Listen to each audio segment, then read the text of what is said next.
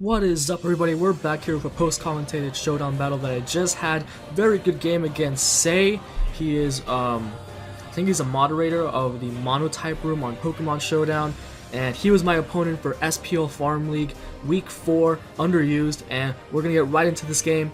I lead off with, he leads off with a Swampert, I lead off with some Machamp, and this first turn is crucial because I go for the close combat and I get a crit on him. I am Choice Banded, so I would have 2-hit killed him anyway, but he would have gotten his rocks up, and I was going to have to waste a turn spinning. So right away here, things are kind of looking in my favor, kind of hacksy. So Swampert goes down, he brings out his Entei. I decided to just switch to my Starmie. The main reason for this is because I did crit his Stealth Rocker, so I didn't really need Starmie. For looking at his team, it just didn't really do a whole lot. And as you're going to see, he's going to get me right back with a crit, and he's going to burn me. So, eye for an eye there, I guess, although I think my crit mattered a lot more. So I'm just going to bring in my Crocodile, just to set up... I actually just go straight for the knockoff instead of setting up rocks, just because he does have that Defogger, and I don't actually need rocks to break through his team. I just wanted the knockoff to do damage to something, like the Hydreigon or the Shaman that comes in. If I have damage on either of those two, it's going to be much easier anyway. So I thought that was more useful than going for the rocks and then just having them be defogged away. I don't really have a way to punish that. And like looking at the team matchup, I bring a very unconventional choice in Magneton just because it meshes very well with the combination of Roserade and Aerodactyl, and that traps steel types like Jirachi, well, certain Jirachi, Fortress, and it can also Volt Switch freely on his entire team since it got rid of the Swampert. It punishes flying types like Crobat, which is like S tier right now. It punishes Suicune to an extent. So I'm just going to pull the safe switch into my Roserade and get up a Spike as he goes right back into his Entei. And Entei to my team is like Machamp to his. Whenever Entei comes in, I basically am forced to like sack something. And here I figured my... First of all, I figured his Entei would be Adamant, so I go for the Sleep Powder as, and then I go for the Sludge Bomb. I am Life Orb offensive, as that does a huge amount of damage. He does have the Sleep Talk though, and he gets Stone Edge, but he misses, and that's really crucial for him, as I'm going to get some more damage on his Crobat this time. And so I pull the switch into my Aerodactyl, seeing his Crobat as a free Mega Evolution. He just goes straight for the Brave Bird. And here I just decide to make the safe play by going for Stone Edge as he decides to sack his Entei. I don't know if I agree with that play. Entei could have still done work with the Sleep Talk. So he switches in Hydreigon. I figured it's Scarfed, so I just sacked Roserade because at this point it's not doing much. I have stuff for Shaman. So I just bring Machamp knowing I'm not going to get KO'd, as I go for the knockoff here.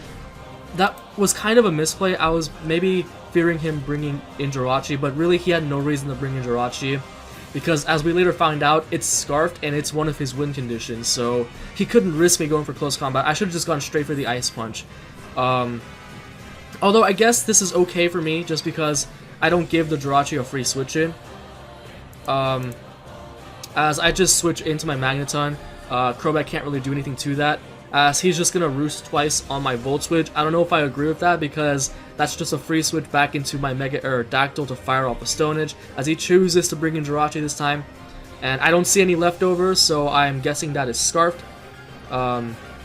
Which doesn't surprise me. Double Scarf is a very good strategy. I actually ran it once to get number 1 on the ladder before modifying the team, and it's even better now, but I haven't quite peaked that far.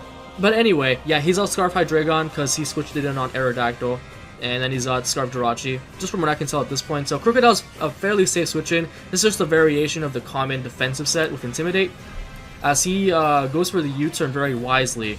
And I want to have this Crocodile alive, just because it can do damage to the remaining 3 members of his party, and I figured Magneton was a safe switch into Seed Flare anyway, because I was pretty sure he'd go for it. And then I'm just going to pivot out into my Aerodactyl as he goes for the Earth Power. Actually, no, he goes for the Rest. I predict the Earth Power, but he actually goes for Rest. It's not going to matter because Aerial Ace Okos anyway. And as he sacks this Crobat here, I don't know how I feel about that play. He could have just switched in Jirachi rather freely. Like, yeah, it would have been weakened because of the Spike and the Aerial Ace, but I guess maybe he figured my Magneton was a free switch into that, but he switches in Hydreigon. I pretty much I switched in Crocodile, deciding to sack it to the Draco, but he goes for Dark Pulse. Another really interesting play. I don't know. He really didn't have any reason to go for Dark Pulse over Draco, but I mean that's fine. I guess I get some damage off with my Crocodile. Onto the Shaman, which has Natural Cure, which makes Rest a viable option. And I just decided to sack Crocodile here because I have Magneton for Jirachi. It was the most expendable member of my team, as it just gives me a free switch into Aerodactyl as he switches in Jirachi now. And this Air Lace does a ton. 23%, that's a good amount for a resistance. And a 60, okay, that previous turn was a 50-50. If he went for U-turn and I switched in Magneton, I'm in a really bad position with that Hydreigon. But if he goes for Iron Head, then I lose my win condition, essentially. Well, one of them. I need both Aerodactyl and Machamp alive to win this game. I predict him, he can't, because if he U-turned on my Aerodactyl, I basically got a kill. I basically get a kill with Stone Edge, because Hydreigon would be in range of Machamp's Banded Bullet Punch. So it was a 50-50 there. I didn't think he would risk it, so I went into Magneton, and I predicted correctly. He chooses to stay in as I go for the Volt Switch. Unfortunately, he doesn't get the flinch. It's not going to matter in the end, though, as I just get the free switch into Machamp as he goes into Shaman. As I decide to just go for the Ice Punch because I'm not going to get this Spadef drop. That way Dark Pulse will not be able to knock me out, as I just go and sack my Magneton at this point. And I figured, I actually calc this, Aerodactyl does live a hit from Dark Pulse, and I'm able to go for the Stone Edge and put him in range of Bullet Punch. So I don't actually even have to risk a crit or a flinch there. That was my best play. So I just go right into Machamp, and even if the first Bullet Punch didn't knock it out, the only thing I was fearing was a crit. Basically, the whole point of sacking Magneton and getting damage off with Aerodactyl was to ensure that I didn't put the game on a flinch, you know? That way I won 100%. So I knock out his Hydreigon with a Bullet Punch, and that's going to be the game. I think I played this one fairly well, just taking advantage of the Hexagon in the beginning and never letting my opponent come back from that. Yeah, the first turn crit with Machamp was really killer, but at the same time, he got rid of my spinner pretty quickly after that.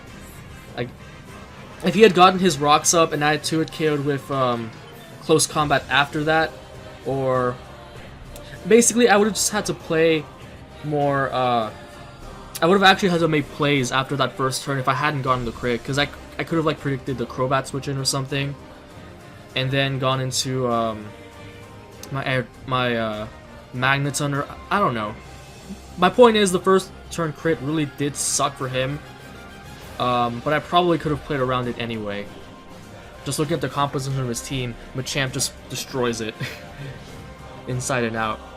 So that's gonna be the game. Like and subscribe if you enjoyed the battle. If you want to see more of my SPL games, if you want to see more Reborn LP, if you want to see more VGC live, any kind of Showdown live.